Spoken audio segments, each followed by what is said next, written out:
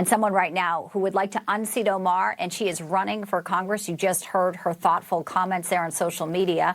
Dalia Al-Akidi is joining us today. Dalia, it's good to have you with us. And we want to also share with our viewers that you fled Saddam Hussein's regime, sought refuge in the United States in 1993. You've been also a distinguished journalist.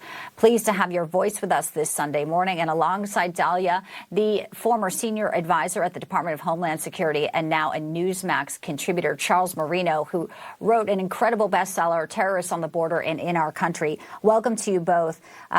Before we get to Dalia and your political campaign, which I think a lot of people will be interested in hearing about when you see Ilhan Omar and potential for billions of dollars in fraud.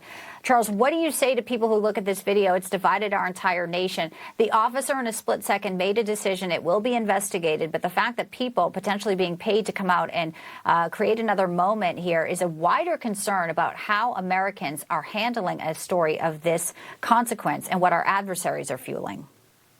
Well, not surprising about the organization around the protesters, which is why the Department of Justice, it's very important for them to start following the money, especially from some of these non-governmental organizations that still continue to receive taxpayer money. And that money is going in part, unfortunately, to supporting these protesters who are professionals. They are organized. They are trained. They know exactly what they want to do to inspire this type of activity around the country. And some of it gets very violent. As far as the use of force goes in this incident in Minneapolis, there's a lot of misinformation coming out from elected leaders. They just are misrepresenting the use of force policies, not only within DHS and ICE, but across all of law enforcement. And the simple fact is that when a vehicle is turned into a weapon and the driver of that vehicle is a clear threat, then the use of deadly force is allowed and justified.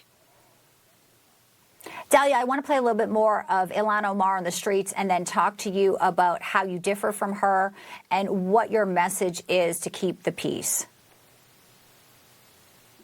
As they lose their minds trying to intimidate us, I see every single day neighbors twirling these violent people who are trying to intimidate us under the guise of law enforcement and saying no matter what you do to me, you can arrest me or not. I am going to document your illegal actions. So it's illegal to enforce immigration law now, Dalia, if you ask Ilhan Omar. Well, absolutely. That's the narrative that's been going on for years and years. And that's the exact rhetoric that was used back in 2020 against our police officers.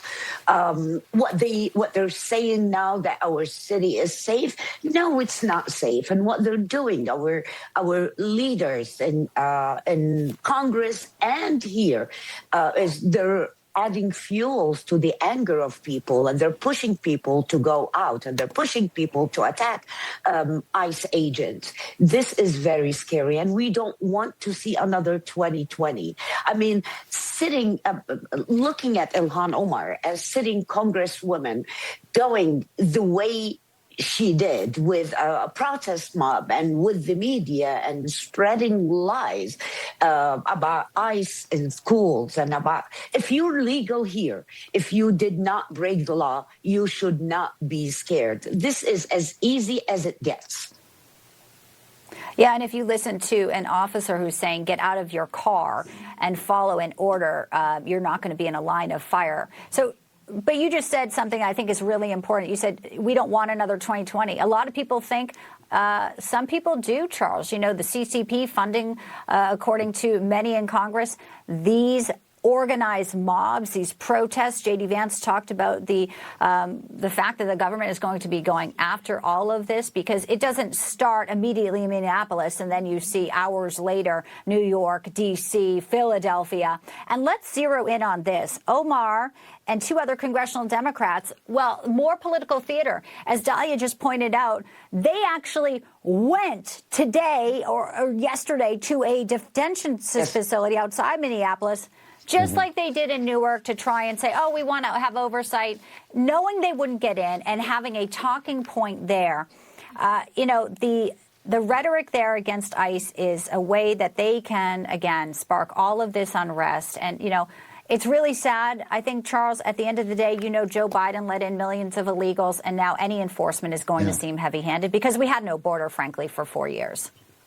You know, Bianca, Ilhan Omar, Waltz, and Mayor Frey of Minneapolis, they don't just want a repeat of 2020. They need a repeat of 2020 to serve as a distraction from this massive fraud investigation in which they're all involved. Look at it this way. Last week, Congress had a large hearing on the fraud that was taking place within the Somali community. And guess who did not show up for that hearing? Representative Ilhan Omar. And that's right. Yeah, she failed to show up, but yet she's on the plane to stir the pot on this as soon as she can. They need the distraction.